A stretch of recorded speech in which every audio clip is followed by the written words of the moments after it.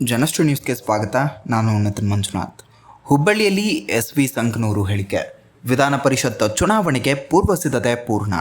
BJP ವಿಧಾನ ಪರಿಷತ್ ಸದಸ್ಯ ಹಾಗೂ ಪಶ್ಚಿಮ ಪದವೀಧರ ಕ್ಷೇತ್ರದ ಅಭ್ಯರ್ಥಿ SV ಸಂಕನೂರು ಅವರು ಚುನಾವಣೆಗೆ ಸಂಬಂಧಿಸಿದಂತೆ ತಮ್ಮ ಅಭಿಪ್ರಾಯಗಳನ್ನು ವ್ಯಕ್ತಪಡಿಸಿದ್ದಾರೆ. ವಿಧಾನ ಪರಿಷತ್ ಚುನಾವಣೆಗೆ ಸಾಕಷ್ಟು ಪೂರ್ವ ಸಿದ್ಧತೆ ಮಾಡಿಕೊಂಡಿದ್ದು, ಕೇಂದ್ರ ಹಾಗೂ ರಾಜ್ಯದ ನಾಯಕರಿಗೆ ಮತ್ತು ಪಕ್ಷದ ಕಾರ್ಯಕರ್ತರಿಗೆ ಧನ್ಯವಾದಗಳನ್ನು ಸಲ್ಲಿಸಿದ್ದಾರೆ. ಕ್ಷೇತ್ರದ ನಾಯಕರು ಮತ್ತು ಕಾರ್ಯಕರ್ತರ ಬೆಂಬಲದಿಂದಲೇ ತಮಗೆ ಟಿಕೆಟ್ ಲಭಿಸಿದ್ದು, ಕ್ಷೇತ್ರದಾದ್ಯಂತ ಉತ್ತಮ ಸಂಪರ್ಕ ಹೊಂದಿದ್ದೇನೆ ಎಂದಿದ್ದಾರೆ. ಕೃತಜ್ಞತೆಗಳನ್ನು ಸಲ್ಲಿಸ್ತಾ ಇದ್ದೇನೆ. ಈ ಪಶ್ಚಿಮ ಪದವೀಧರ ಮತಕ್ಷೇತ್ರ ನನಗೆ ಹೊಸದಲ್ಲ. ನಾನು ವಿಧಾನ ಪರಿಷತ್ ಸದಸ್ಯರಾಗಿನ ಪೂರ್ವದೊಳಗೆ ಈ 4 ಕ್ಷೇತ್ರದೊಳಗೆ ಇಲ್ಲಿರ್ತಕ್ಕಂಥ ಎಲ್ಲ ಪದವೀಧರರು ಇರ್ಬೋದು, ಶಿಕ್ಷಕರಿರ್ಬೋದು, ಡಾಕ್ಟರ್ಸ್ ಇರ್ಬೋದು, ಇಂಜಿನಿಯರ್ಸ್ ಇರ್ಬೋದು, ವಕೀಲರಿರ್ಬೋದು, ನಿವೃತ್ತ ನೌಕರರಿರ್ಬೋದು, ಎಲ್ಲರ ಜೊತೆ ಕೂಡ ಕಳೆದ 30 ವರ್ಷಗಳಿಂದ ಸಂಪರ್ಕದೊಳಗಿದ್ದಾರೆ. ಹೀಗಾಗಿ ಈ 3 ಚುನಾವಣೆ ಒಳಗೆ ಪೂರ್ವ ಸಿದ್ಧತೆ ಸಾಕಷ್ಟು ಮಾಡಿಕೊಂಡಿದ್ದೇನೆ.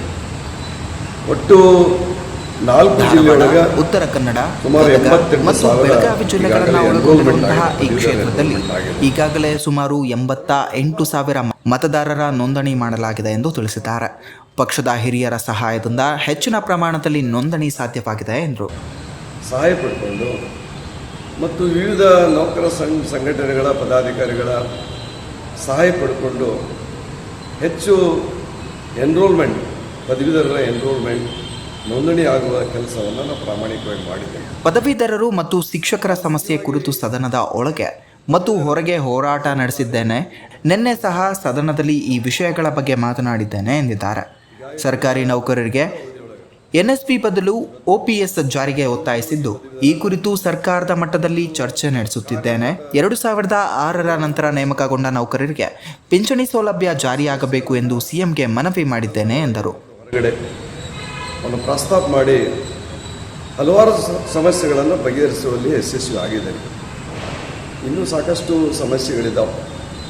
ಪ್ರಮುಖವಾಗಿ ಹೇಳಬೇಕಪ್ಪ ಅಂತಂದ್ರೆ ಗೌರ್ಮೆಂಟ್ ಎಂಪ್ಲಾಯೀಸ್ ಅವರು NPS ಕೊಟ್ಟಿದ್ದಾರೆ, ಬಹಳ ಅನ್ಯಾಯ ಆಗಿದೆ. OPS ಅನುದಾನಿತ ಶಾಲೆಗಳ ನೌಕರರಿಗೆ ವೈದ್ಯಕೀಯ ಸೌಲಭ್ಯಗಳ ಕೊರತೆ ಬಗ್ಗೆ ಕೂಡ ಗಮನ ಸೆಳೆದಿದ್ದಾರೆ. ನಿರುದ್ಯೋಗ ಸಮಸ್ಯೆ ಹಾಗೂ ಖಾಲಿ ಹುದ್ದೆಗಳ ಭರ್ತಿ ಕುರಿತು ಹೋರಾಟ ನಡೆಸಿದ್ದೇನೆ. ರಾಜ್ಯದಲ್ಲಿ ಸುಮಾರು 4 ಲಕ್ಷ ಹುದ್ದೆಗಳು ಖಾಲಿ ಇದ್ದು, ಈ ಬಗ್ಗೆ ಸರ್ಕಾರದ ಗಮನ ಸೆಳೆದಿದ್ದೇನೆ. ಉದ್ಯೋಗ ಅವಕಾಶಗಳನ್ನು ಹೆಚ್ಚಿಸಲು ಈಗಾಗಲೇ ಉದ್ಯೋಗ ಮೇಳವನ್ನು ನಡೆಸಿದ್ದು, ನಾಳೆ ಕಾರವಾರದಲ್ಲಿ ಮತ್ತೊಂದು ಮೇಳವನ್ನು ಆಯೋಜಿಸಲಾಗಿದೆ ಎಂದಿದ್ದಾರೆ. ಯಾರು ನೇಮಕ ಆಗ್ಯಾರ 2006 ನೇಮಕ, ಹೀಗಾಗಿ ಅವ್ರಿಗೆ ಕೂಡ ಪೆನ್ಷನ್ ಕೊಡ್ತಕ್ಕಂಥ ಹೀಗೆ ಇನ್ನೂ ಹಲವಾರು ಸಮಸ್ಯೆಗಳು ಇವತ್ತು ನಮಗದ. ಏಡೆಡ್ ಇನ್ಸ್ಟಿಟ್ಯೂಟ್ ಒಳಗೆ ಮೆಡಿಕಲ್ ಅಲೌನ್ಸ್ ಇಲ್ಲ.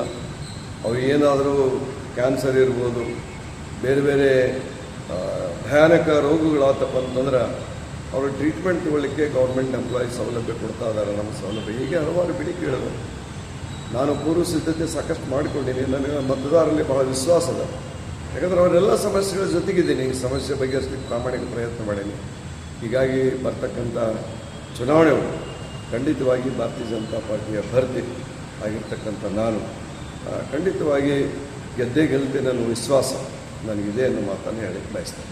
ಪ್ರಮುಖವಾಗಿ ಎರಡೂ ಸದನದಲ್ಲಿ ಮಾತಾಡಿದ್ರಿ. ನಿರುದ್ಯೋಗ ಹೆಚ್ಚು ಕಡೆ ನೇಮಕಾತಿಗಳನ್ನು ಸಾಕಷ್ಟು ಆಗ್ತದೆ, ಕಾನೂನಾತ್ಮಕ ತೊಡಕಿದೆ, ಒಂದು ಕಡೆ ಒಳ ಮೀಸಲಾತಿ ಕೊಡೋದನ್ನು ಜಾರಿ ಮಾಡತಕ್ಕಂಥ ಸರ್ಕಾರ ಬೇಕಾಗ್ತದೆ. ಎಲ್ಲ ಸಮಸ್ಯೆಗಳು ನಿಮಗೆ ಏನಾದರೂ ಚುನಾವಣೆ ಮೇಲೆ ವ್ಯತಿರಿಕ್ತ ಪರಿಣಾಮ ಬೀರ್ಬೋದು? ಇಲ್ಲ ನೋಡಿ, ವ್ಯತಿರಿಕ್ತ ಪರಿಣಾಮ ಯಾವಾಗ ಆಗ್ತದ? ನಾನು ಪದವೀಧರರ ಒಬ್ಬ ಪ್ರತಿನಿಧಿಯಾಗಿ ಬಂಡವಾಳ ಹೂಡಿಕೆ ಕುರಿತು ಬೆಂಗಳೂರು, ಮೈಸೂರು, ವಿಜಯಪುರ ನಗರಗಳಿಗೆ ಮಾತ್ರ ಸೀಮಿತವಾಗಿದ್ದು, ಹುಬ್ಬಳ್ಳಿ, ಧಾರವಾಡ ನಗರಗಳಿಗೆ ಕಂಪನಿಗಳು ಬಂದು ಉದ್ಯೋಗಾವಕಾಶಗಳನ್ನು ಸೃಷ್ಟಿಸಬೇಕು ಎಂದು ಆಗ್ರಹಿಸಿದ್ದಾರೆ.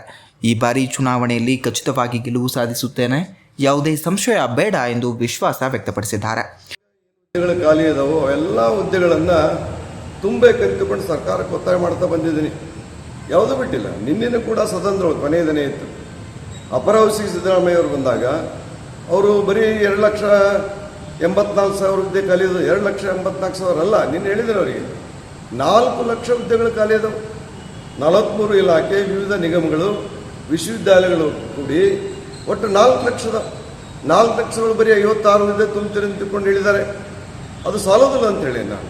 ನೀವು ಚುನಾವಣಾ ಪ್ರಣಾಳಿಕೆ ಒಳಗೆ ನಾವು ಆಯ್ಕೆ ಆದ ನಂತರ ನಾವು ಎಲ್ಲ ಹುದ್ದೆಗಳನ್ನು ತುಂಬ್ತೀರಿ ಅಂತ ನೀವು ವಚನ ಕೊಟ್ರಿ, ಅವರಿಗೆ ವಚನ ಕೊಟ್ಟು ಓಟ್ ಹಾಕಿಸ್ಕೊಂಡಿರಿ, ಅಧಿಕಾರಕ್ಕೆ ಬಂದಿರಿ. 4 ಲಕ್ಷದೊಳಗೆ ಬರೀ 56,000 ಹುದ್ದೆ ತುಂಬಿ ಎದಕ್ಕಾಗ್ತದೆ ಅದು? ಕನಿಷ್ಠ ಇದೇ ರೀತಿಯ ನಿರಂತರ ಅಪ್ಡೇಟ್ಗಳಿಗಾಗಿ ನೋಡ್ತಾ ಇರಿ ಜನಶ್ರೀ ನ್ಯೂಸ್.